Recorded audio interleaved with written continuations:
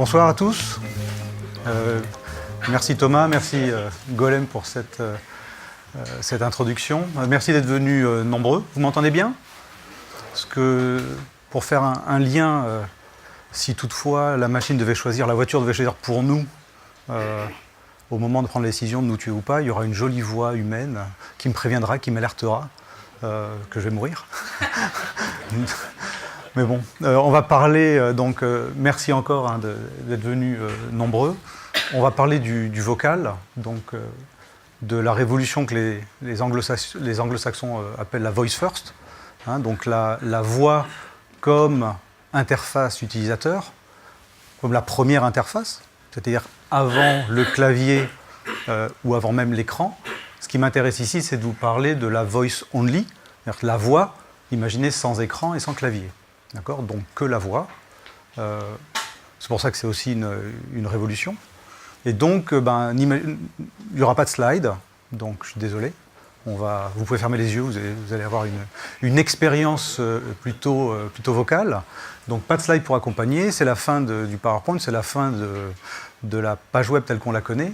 Je vais me faire accompagner par des voix de synthèse à partir de textes vocalisés, pour ressembler le plus possible à des voix humaines, pour apporter un peu plus à ce langage qui est le nôtre. La voix, c'est quand même le moyen de communication le plus vieux, le plus intuitif, le plus naturel, effectivement, le plus rapide. Une façon d'illustrer cette rapidité, c'est si je vous dis « je recherche le moyen le moins cher d'aller à Londres dans les 3 prochains jours », j'ai mis 4 secondes à le dire et j'ai parlé lentement. Pour traduire ce que je viens de dire, rechercher le moyen de transport le moins cher dans les 3 prochains jours pour aller à Londres. Donc là, j'ai dit des choses intéressantes, j'ai dit Londres, j'ai dit 3 prochains jours et moins cher. Donc si je devais cliquer, aller sur le site web qui soit un moteur de recherche de transport, j'aurais mis destination Londres. Il faut aussi que je mette d'où je viens. Il faut que je clique dans les 3 prochains jours. Si c'est 4 prochains jours, c'est compliqué, ils ne me mettent pas l'option. Donc la voix, c'est quand même extrêmement rapide. Maintenant, je ne vais pas vous dire si c'est 30 fois ou 15 fois plus rapide que le clavier, mais c'est extrêmement rapide. Donc voilà ce qu'il y a derrière la voice first. Mais la voice first, c'est aussi les assistants vocaux qui débarquent. Je suis pratiquement sûr que vous avez tous entendu parler de la Google Home, de l'Amazon Echo, de l'Apple Siri, etc. Donc c'est ça, c'est cet avènement grâce à l'IA, mais aussi grâce à la voix, de l'interface utilisateur au travers de la voix. C'est aussi le voice commerce. J'ai lu quelque part, je pourrais vous donner les sources, qu'en 2022, uniquement aux États-Unis et en Angleterre, le commerce au travers de la voix, le voice commerce, s'élèverait à 40 milliards de dollars en 2022 dans 2 pays, les États-Unis et les UK. Donc ça vient très fort. Donc pour illustrer un petit peu ce que c'est que la voice first, je laisse parler quelques voix de synthèse. Et je vous demande donc d'écouter ce qui suit et je reprendrai un petit peu la parole ensuite. Bonjour, je m'appelle Arnaud. Je vous remercie de votre présence. La voix, par sa vitesse, sa fluidité, sa simplicité et son côté pratique, est l'interface privilégiée des utilisateurs. Le buzz actuel sur les assistants vocaux en est la preuve. Oui, SNCF, Monoprix, Mythique, tous s'y mettent. Pourtant, il y a quelque chose qui cloche. Écoutez ce qui suit. Pour Versailles, aucun train n'est disponible. Où veux-tu aller? Salut, tu es connecté à Mythique. Veux-tu une suggestion de rencontre? Je viens d'ajouter du riz à ton panier. Veux-tu autre chose? Veux-tu ceci? Veux-tu cela? Vous avez remarqué? Toujours cette même voix. Et la même expressivité. Bon, l'interface vocale, c'est une chose. L'expérience vocale devrait être tout autre chose. Et oui, seule la voix est capable de véhiculer des émotions, des intentions, essentielles à des interactions pertinentes avec les humains. La personnalité de la voix, son expressivité, son identité sont des éléments stratégiques de différenciation de votre marque. J'ai donc demandé à quelques amis de vous le démontrer en parole. Bonjour, est-ce que vous reconnaissez ma voix? Je suis sûre que vous l'avez entendue quelque part. Pourrais-tu nous donner une piste? D'accord. Attention, Le train à destination du vocal va partir. Toutes les voix de Voxygène sont priées d'embarquer. Ah, of course. Pour la SNCF, l'identité vocale a eu très tôt une importance stratégique. Une vraie pionnière, cette Simone. Quant à moi, Nathalie, je peux vous informer en temps réel du montant de votre facture EDF. Les clients reconnaissent ma voix et sont tout de suite rassurés. Oh, un beau cas d'usage pour EDF. Qu'en pensez-vous? Moi, c'est Hélène, et voici le dernier bulletin de météo marine. En Manche, de La Hague à Ouessant, près du littoral, vent de secteur nord-ouest variable force 1 à 2. Au large, petite houle d'ouest inférieure à 1 mètre. Ouh, ça s'annonce plutôt bien ce week-end. Moi, je m'appelle Loïc. Et tout comme Hélène chez Météo France, je suis une des voix du serveur vocal d'Orange. Ma voix vous accueille et est capable de vous offrir une expérience personnalisée. Eh ben, quelle diversité de voix. Je suis bluffé. Ces voix sont vraiment chiadées. Bon, on peut tout faire avec le texte. C'est pas moi qui parle, c'est les voix. hein. Donc, la voix, bien entendu, elle est présente depuis très longtemps dans la relation client. D'accord ? Mais on a tout fait pour nous dissuader de ne pas l'utiliser. Si vous regardez un centre d'appel, vous appelez, d'abord, on vous laisse pendant 4-5 minutes à attendre. Vous avez des menus pas très intelligents, tapez 1 si vous voulez ci, tapez 2 si vous voulez ça. Expérience extrêmement frustrante. Et on vous invite au contraire, on n'a pas envie que vous appeliez, on n'a pas envie de vous écouter réellement. Donc on vous dissuade et on vous dit non, utilise l'email, utilise le chat, utilise tel et tel canal digital, etc. Pourtant, dans la relation client, la voix représente quand même 65%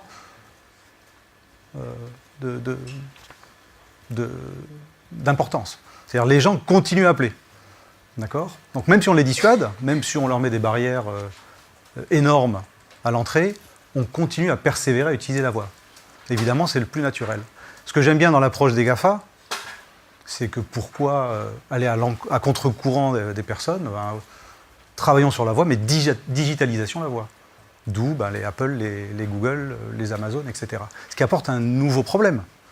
C'est ce fameux risque, je ne sais pas si vous l'avez perçu, ce risque, c'est que, effectivement, quand vous voulez commander, faire votre liste de courses, vous avez la voix de Google.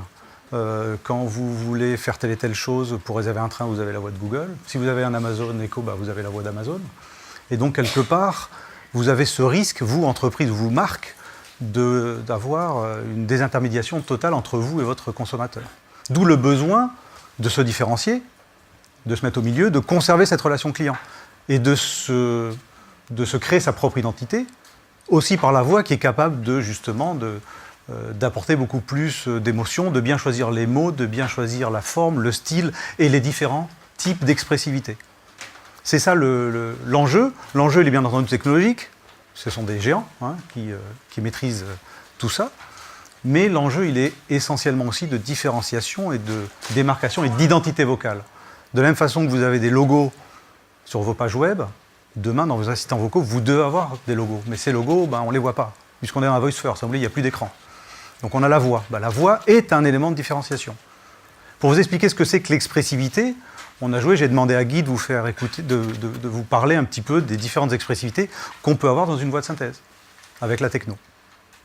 Cette nouvelle voix de synthèse, conçue par l'équipe Voxygène, permet de vocaliser n'importe quel texte, suivant des consignes d'expressivité très variées.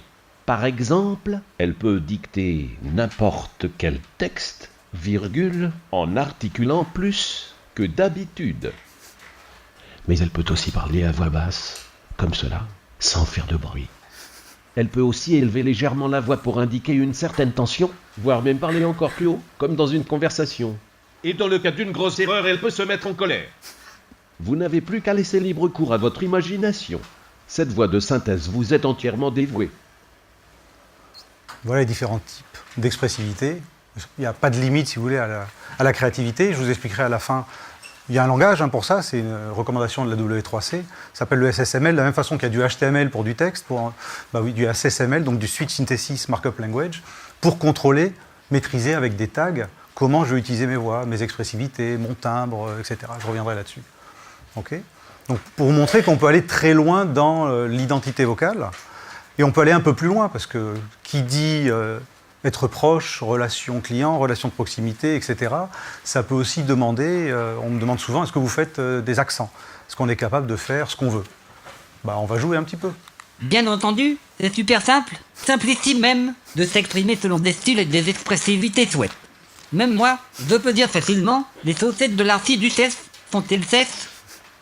Pour répondre à ta question de façon plus sérieuse, et pour toutes les personnes ici présentes sur ce campus, on peut dire qu'il est important de coller au plus près des traditions et des coutumes des utilisateurs. Tu as franchement raison, Mendou. J'aimerais bien parler avec l'accent marseillais, là. Comme me l'a demandé Philippe tantôt, là.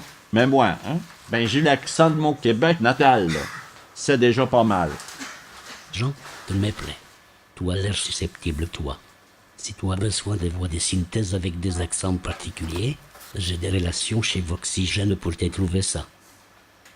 Assistant vocal de Marc, j'ai trouvé l'inspiration. Là encore, tout le monde peut choisir. Donc, la voix africaine que vous avez entendue, c'est parce que dans certains call centers de nos clients en Afrique, au Sénégal, en Côte d'Ivoire, au Niger, plutôt que d'avoir une voix qui répond au téléphone, qui soit la voix traditionnelle qu'on écoute partout dans le monde, vous avez des voix qui sont personnalisées, qui sont régionalisées. Comme les voix peuvent être également enrichies dans un cas d'usage. Vous avez entendu tout à l'heure, faites dire à une voix de synthèse, je dirais standard, un bulletin météorologique en mer, la qualité ne va pas être top. D'accord ? Et si vous passez avec cette même voix pour donner compte de la bourse, ou pour vendre des produits bancaires, ou pour lire un livre, ou pour parler santé, les voix sont également enrichies par rapport à leur contexte. Okay ? Donc c'est important non seulement de créer sa propre voix, effectivement, mais également de l'enrichir avec des cas d'usage très proches. Deux autres exemples pour illustrer un petit peu ce qu'on peut faire avec la Voice First, c'est dans le monde de l'éducation. Bonjour, je m'appelle Lionel. Enchanté, je suis votre professeur de linguistique. Aujourd'hui, nous allons parler du célèbre linguiste Ferdinand de Saussure, qui, au XIXe siècle, définissait la langue comme un système de signes, chaque signe ayant un signifiant et un signifié. Voilà, donc des voix qui sont, je dirais, bien choisies. Quand la SNCF a choisi la voix de Simone Hérault, qui était une voix très connue, il faut imaginer ça dans les années 80, les gares n'étaient pas les choses les plus... c'était assez glauque quand même, et donc il fallait accueillir les voyageurs, les tranquilliser, une voix calme, féminine, accueillante, etc. C'était une dame qui travaillait à radio, c'était une fipette, et donc ça a été bien choisi. Donc toutes les voix qui deviennent vos voix de marque sont toujours choisies par rapport aux besoins. Ce n'est pas une voix qui répond à tout, c'est généralement des voix choisies par rapport à des cas d'usage. Dans le monde de la santé également, pour des enfants qui souffrent de dyslexie, on peut utiliser des voix comme ça. Il existe des outils permettant aux enfants dyslexiques d'écouter les textes écrits. La reconnaissance textuelle identifie les mots sur le papier, puis la synthèse vocale les verbalise. Cette solution leur simplifie la vie et les aide à devenir plus autonomes. Là, avec la voix d'enfant, il y a toujours tout de suite le côté émotionnel qui arrive. Une voix, elle est effectivement capable de faire passer des émotions. Vous avez vu les différentes expressivités. Le texte ne permet pas de le passer. C'est pour ça qu'on a inventé les émoticônes. Parce qu'on peut dire exactement la même chose et suivant l'émoticône qu'on met derrière, on veut dire une chose différente.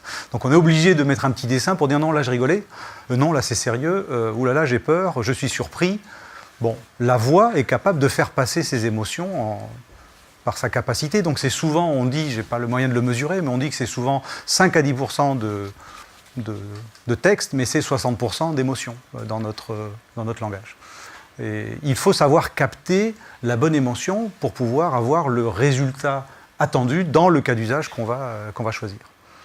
Alors, dans le monde de la voix, il y a aussi ce qu'on appelle des paralinguistiques. C'est le body language, en fait. C'est ce qu'on ne voit pas. Vous avez entendu, au tout début, il y a eu un et ça, c'est ce qui rend la voix humaine. Donc, il y a plein de choses. On peut dire des amazing de façon différente. Waouh. Tout ça, c'est ce qu'on appelle des paralinguistiques. Et il y a des paralinguistiques particuliers qu'on ne nous avait jamais demandé jusqu'à présent.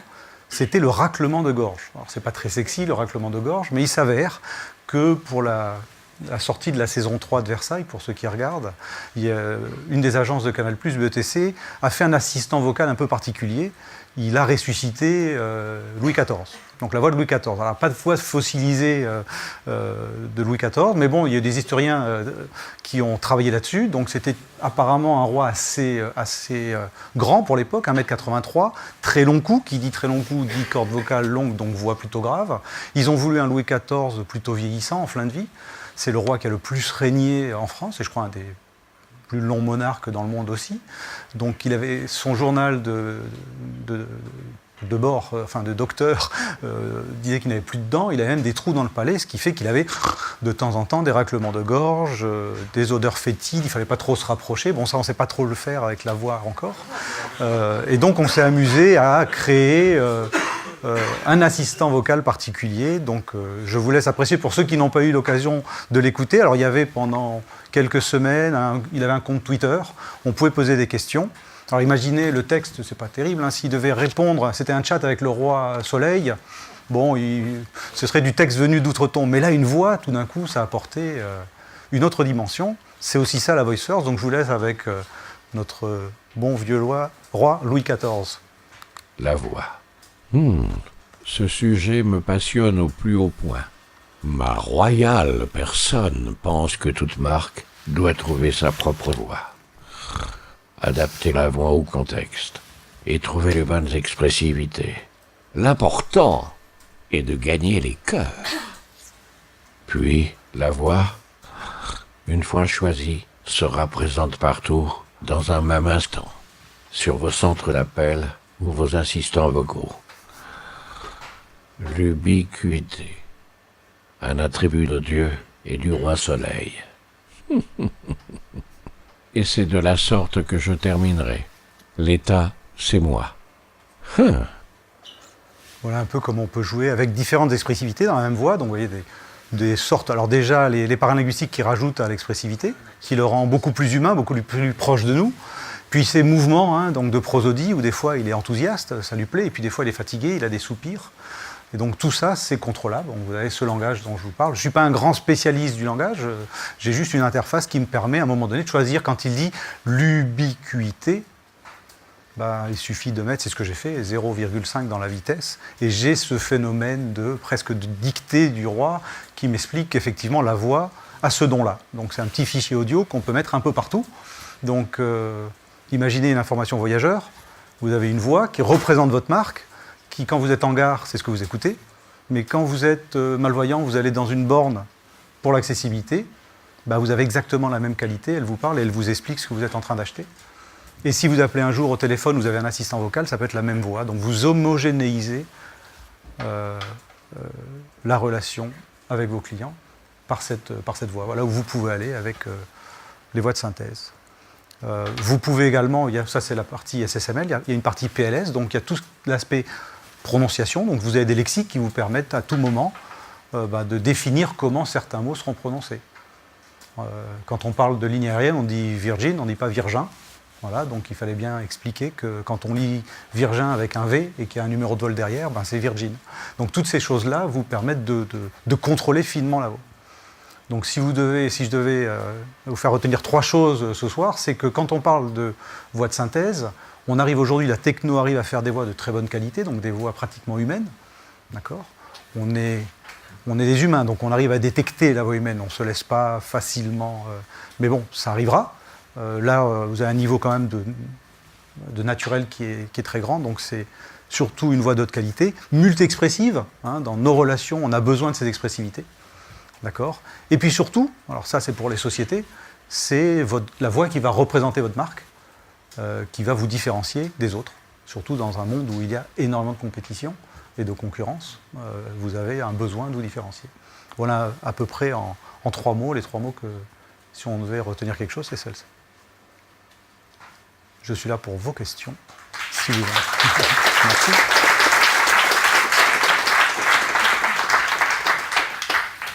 Dans un souci pratique, je vous invite à lever la main et j'irai.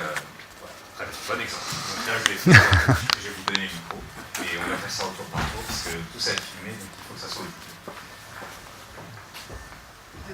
Est-ce qu'on peut relever la main déjà, s'il vous plaît?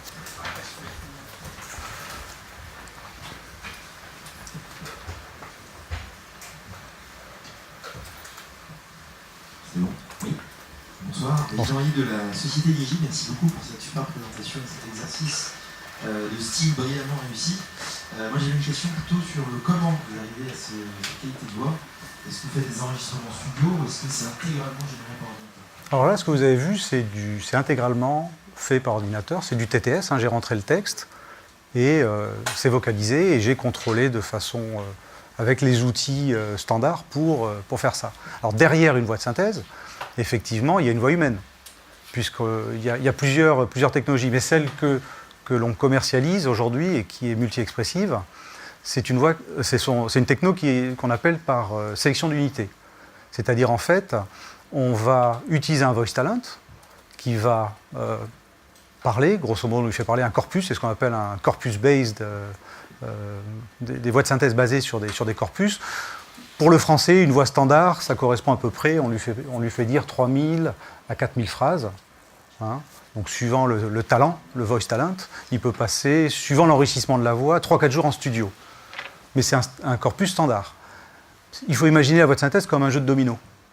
D'accord? Et donc, il y a à peu près 1200 diphones dans la langue française, hein, les ma, ta, sa, etc., toutes ces différentes combinaisons. Et ensuite, le moteur de synthèse va choisir avec un système de règles quelle est la meilleure prononciation possible et on va mettre bout à bout ces unités de façon à conserver la bonne prosodie, les différents styles, etc. Plus la voix est riche acoustiquement, plus vous pouvez faire des choses intéressantes. Les paralinguistiques, les raclements de gorge, bien entendu, ça a été enregistré. D'accord? Voilà un petit peu comment ça se passe. Et les technos évoluent, hein, on rajoute du machine learning dessus pour tester les voix, pour améliorer, etc. Ça répond à votre question? Oui. Bonjour, merci beaucoup pour cet exercice. Jérôme Bourdin de la Société Digi. Je me posais la question en fait de l'intégration de cette voix-là dans des agents qu'on peut déjà retrouver, je pense à Amazon Alexa, je pense à Google Assistant. Oui. Est-ce que c'est possible de retrouver ces voix? Alors, c'est à vous de faire l'intégration, ce n'est pas Google qui va vous proposer, disons, ces voix. Ils vont vous proposer leur voix, comme Amazon va proposer ses voix. Par contre, pour des gens qui veulent conserver leur voix sur tous les canaux, bien entendu, il faut qu'ils aient leur propre, je dirais, serveur qui permet de vocaliser en temps réel. Alors, j'ai oublié de dire, c'est extrêmement rapide. C'est-à-dire, on est aujourd'hui à peu près sur du 40 fois le temps réel. C'est-à-dire que si vous voulez synthétiser un message d'une minute, qui est énorme, hein, mais vous avez besoin de moins de 2 secondes. Donc c'est extrêmement rapide et c'est très scalable. Il suffit de... Enfin, pour donner un ordre d'idée, dans des systèmes d'information voyageurs, il faut imaginer sur plus de 1000 gares, plus de 1000 messages simultanés et on a besoin de moins d'une seconde pour faire passer ces messages. Donc il faut que ça soit robuste, scalable, donc multiport, etc. Ce qui fait qu'à tout moment, vous pouvez utiliser, donc vous pouvez créer une skills ou une action chez Amazon ou chez Google, vous utilisez ou pas leur IA, et dans la réponse, quand votre réponse, il s'agit de texte, vous l'envoyez, au lieu de l'envoyer à Google et à Amazon, vous l'envoyez dans votre serveur qui va vocaliser et qui va envoyer ce fichier comme un fichier audio, et ça, Google vous permet d'envoyer un fichier audio en réponse. Donc oui, on l'a déjà fait, c'est tout à fait faisable. Il faut avoir une brique logicielle en plus, et que vous l'intégriez vous-même. Jusqu'à présent, c'est comme ça. Ça répond à votre question? Bonjour. J'ai bien compris que c'était proche de Alexa et de Google Home. Je voudrais avoir votre avis sur Google Duplex et la différence entre les voix normaux d'Alexa, etc. et Google Duplex et Oxygen. D'accord. Je vais essayer de répondre à cette question. Donc, il y avait plusieurs questions dans votre question. Hein. Donc déjà, le Google Duplex. Le Google Duplex, c'est non pas la marque, c'est pas vous qui appelez en tant qu'utilisateur vers une société, comme celui qui vous vend l'électricité ou votre société de télécommunications, etc. C'est vous en tant que personne qui avez votre avatar et qui décide d'appeler un restaurant, d'accord, pour réserver une table ou pour prendre un rendez-vous, etc. D'accord ? Donc c'est le phénomène inverse. Et là, effectivement, après avoir développé des voix de marque, il se peut que nous souhaitions, en tant qu'individus, avoir notre propre voix qui serve également d'avatar. Et on pourrait imaginer d'avoir sa propre voix de synthèse. D'ailleurs, on le fait déjà pour des personnes Ça, c'est le monde de la santé, pour des personnes qui vont se faire opérer et qui vont perdre leur voix à tout jamais. Ben, on leur permet d'enregistrer. Alors, on ne les fait pas passer 4 jours en studio. Hein. Généralement, c'est des corpus beaucoup plus petits. La qualité n'est pas une qualité dont on a besoin pour faire de la relation client. Mais ça leur permet, en répétant peut-être 100, 200 phrases, ce qu'ils peuvent dire. Demain, quand ils auront une interface, un iPad avec un clavier, ça sera leur voix qui parlera. Donc c'est le phénomène inverse, on parle de la même chose, sauf que c'est la voix de l'utilisateur et non pas la voix de la société avec laquelle vous communiquez. Je ne sais pas si j'ai répondu déjà à cette partie-là de la question. Donc oui, à terme, je pense qu'on pourrait imaginer avoir notre propre voix, ou la voix qu'on choisit. Alors ce qui est intéressant, vous vous rappelez ce professeur Hawkins qui est mort cette année, hein, qui ne pouvait, je crois, communiquer que par ses yeux et qui était capable, au travers de ses yeux, de taper sur un clavier. Il avait une voix vocalisée. C'était une voix extrêmement robotisée, puisqu'il utilisait des technologies de voix de synthèse qui avaient peut-être 15 ans ou 20 ans. Et on lui a demandé un jour pourquoi il n'avait pas changé de voix. C'est le journaliste qui avait posé la question, pourquoi il avait gardé cette voix robotisée plutôt que d'utiliser une voix beaucoup plus fluide, naturelle, que permettait une nouvelle technologie d'aujourd'hui. Et vous savez quelle a été sa réponse? C'est ma voix. C'est mon identité. Donc pour vous montrer que la voix, c'est plus qu'une interface, c'est vraiment le côté émotionnel, le côté identitaire. C'était son identité. Donc voilà un peu le... J'espère avoir répondu. Merci, on va finir sur une dernière question. Désolé, parce que déjà, il est par quelqu'un d'autre. Mais vous aurez l'occasion de poser les questions qui vous animent au pot juste après les 2 autres conférences. Au plus près. Bonsoir. Bonsoir. Ce qui est frappant dans le premier enregistrement que vous nous donnez, c'est que ce sont des voix féminines, douces, langoureuses, insupportables. On a parlé tout à l'heure très joliment, très clairement, Thomas a positionné le débat de l'intelligence artificielle par rapport à la société, par rapport à l'entreprise. Est-ce que pour faire du business, il faut avoir des voix langoureuses et féminines et rassurantes, comme ça? Ou est-ce que vous pensez qu'il va y avoir justement un peu d'évolution sur ce sujet-là? D'accord. Là, je parle aux businessmen et à l'homme qui a un impact sur la société. D'accord. Alors, vous avez raison, si vous avez bien vu, j'ai choisi Arnaud pour parler. Et c'est Arnaud qui a présenté les voix de marque connues aujourd'hui. Alors il s'avère que les statistiques parlent, alors je ne les ai pas complètement, mais c'est ce que je lis auprès des études qui sont faites sur les call centers. C'est triste à dire, ou c'est... Enfin, j'ai pas le... C'est à peu près 70% des voix des centres d'appel sont des voix de femmes, des voix féminines. Pour une raison ou une autre, c'est 70%. Donc c'est pour ça que j'ai pris le pas et j'ai fait parler une voix masculine, d'accord, qui présentait les voix de marque que vous connaissez, qui sont des voix féminines. Je pense qu'il n'y a pas de règles et je pense que ça peut évoluer. J'ai rencontré des retailers qui lancent justement des assistants vocaux et qui le lancent sur des voix masculines, parce que leur avatar s'appelle à un nom de garçon, et puis c'est lui qui va parler. Je pense que jusqu'à présent, comme c'était les call centers qui faisaient plutôt on essayait de vous dissuader de l'utiliser, hein, c'était plutôt envoie un email, etc. Aujourd'hui, comme on va rentrer grâce à l'intelligence artificielle sur des cas d'usage pertinents, je pense qu'on va aussi avoir une variété de choix de voix. Mais il ne faut pas s'arrêter aux voix féminines, bien entendu. Hein. Merci.